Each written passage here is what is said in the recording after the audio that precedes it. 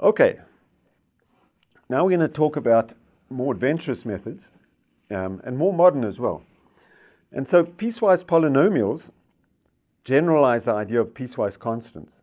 So instead of having a single polynomial in X over its whole domain, you can use different polynomials in each region. Instead of different constants, fit different polynomials. So this next figure shows a piecewise polynomial in two regions. So here in the top left panel, there's a piecewise polynomial. It's a cubic polynomial. There's the knot at 50, and it's a cubic to the left and a cubic to the right. They're two different cubic polynomials, and they just fit to the data. This one's fit to the data on the left. This one's fit to the data on the right. What do you think of that, Rob? There's a break in the middle, I just noticed. Pretty ugly, isn't it? It's pretty ugly. So, but that is a piecewise cubic polynomial. But the break's ugly, so it's better to add constraints to the polynomials. For example, continuity. So in this top right panel, we've got a cubic polynomial in the left, a cubic in the right, but we forced it to be continuous at the knot. So that looks much better already. This is already starting to look like the function we got from the polynomial, a global polynomial, but we can actually see this little kink in the middle here. And in this case, it's not too egregious, but in some situations, continuity is not enough. So you can enforce continuity on the derivatives as well. So this function here, this red one, is actually called a cubic spline. And what it is it's a cubic polynomial in the left and the right. It's continuous at the knot. The first derivative is continuous at the knot, and the second derivative is continuous at the knot. So there's three constraints, and that's called a spline. Now we couldn't make the third derivative continuous because then it would just be a global cubic polynomial. So we've made as enough continuity as we can, still allowing some separate functions in a cubic in each region. That's called a cubic spline. While we're on it, we could have linear polynomials, and here's a linear spline. So or piecewise linear function. It's linear in the left and the right, and it's forced to be continuous at the knot. So the amount of continuity you can enforce is the order of continuity is one less than the degree of the polynomial. Right? So here we can only enforce degree 0 continuity, whereas here we're forcing degree 2 while it's a third degree polynomial. So maybe just sort of be clear where our thoughts evolved, right? We started off with a global polynomial, and we didn't like that because it was global, right? So because the fit at one end would be affected by points at the other end. So then we moved to something which more local, piecewise constants, and they were local except they're not very smooth. So now you want something that's both smooth and local. So then on the top left panel, we have something which is local. It's smooth in each panel, but it's not smooth at the knots. So now we sort of move towards a compromise where it's local, but it's also smooth throughout the whole range. Thanks, Ron. And as I said, splines have the maximum amount of continuity. By the way, it's believed that a cubic spline, the discontinuity which exists in the third derivative, is not detectable by the human eye. And it certainly seems right for my eyes, but I wouldn't trust my eyes. Okay, so let's go into a bit more detail about these splines. So we'll first do linear splines, and then we'll do cubic splines. So in the linear spline with knots at psi k equals 1 to capital K, so you can put down, we've had one knot in these pictures, but you can put down multiple knots, the definition is the piecewise linear polynomial continuous at each knot. And just like in the previous cases with the global polynomials and the constant function, piecewise constant functions, you can represent this as we call it a linear expansion in basis functions. So transformations of the variables. Okay? In this case, what you have is you have the variable itself. So one of these basis functions is just the variable itself. And then you have a collection of these truncated functions, basis functions. They're called truncated power functions, but this one's to power 1. And here it is. It's xi minus ck positive part. And what that means is described below here, is it's equal to xi minus ck if xi is bigger than ck, and it's 0 otherwise. So it's not allowed to go negative. And so you make one of these functions at each of the knots, and these transformations, and you throw them in as additional variables. So to see how this works, let's look at a figure. So the blue curve is just a global linear function. We've only got one knot here, so here's one of these basis functions. See, it starts off at 0 at the knot, and then it goes up linearly. So this is x minus 0.6 positive part. Below 0.6, it's 0. So now, when you fit a linear model with a global linear function plus one of these in, and each of them gets a coefficient, what you get is you get a function that's allowed to change its slope at the knot. So if you add in some mix of this to a linear function, it'll change the slope of this point. And so here we see it over here. Okay? And because this starts off at 0, it makes sure it's continuous here. So very handy, and you can make a bunch of these functions for however many knots you've got. Cubic splines, very similar idea. So first of all, the definition. A cubic spline with knots at ck, k going from 1 to capital K, is a piecewise cubic polynomial with continuous derivatives up to order 2 at each knot.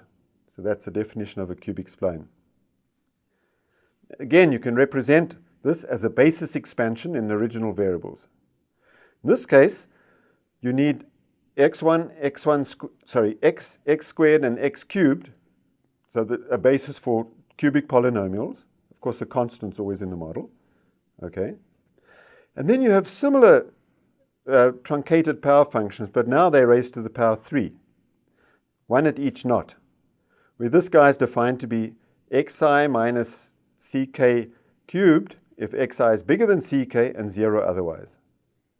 But the idea is the same. And here's the picture.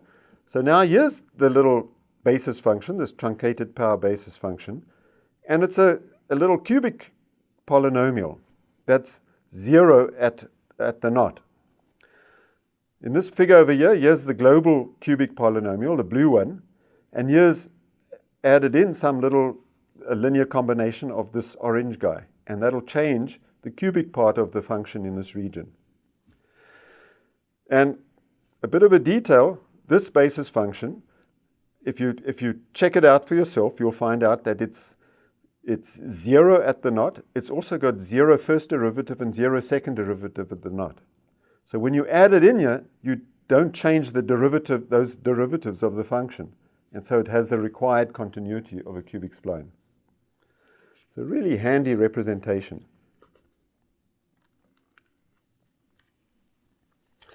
Okay, so cubic splines are used all over the place, and you'll see we even got fancier versions. One fancier version is very handy, and it's the one I tend to use all the time. It's called a natural cubic spline. If you had the choice of a cubic spline and a natural cubic spline, which one would you use, Rob? Natural, I guess. It's a good choice of names. What a natural cubic spline is, it's a cubic spline where you've added 2 extra constraints at the boundaries. And the constraints make the function extrapolate linearly beyond the boundary knots. And what that means is that the ends of the function aren't just left unconstrained. We saw for a global cubic polynomial that the tail could wag quite a lot.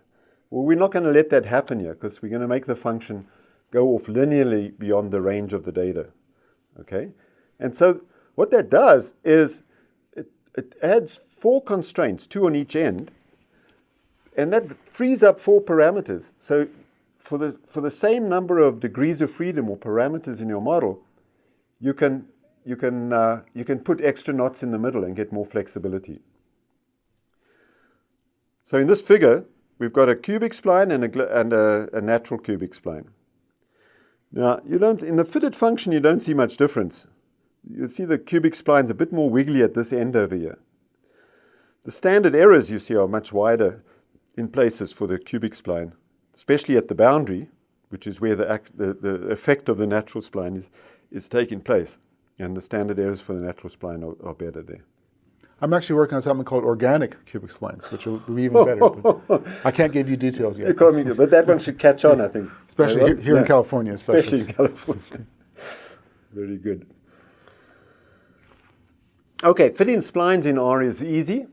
There's a function BS, which takes a variable x and has some arguments. You can give it the knots, for example, and there's other ways of specifying the flexibility, and it'll just do the work. You put that in a formula, and you can put one of those for whichever function you want to be nonlinear, and it'll just do the work for you. Did you think of the name of that function?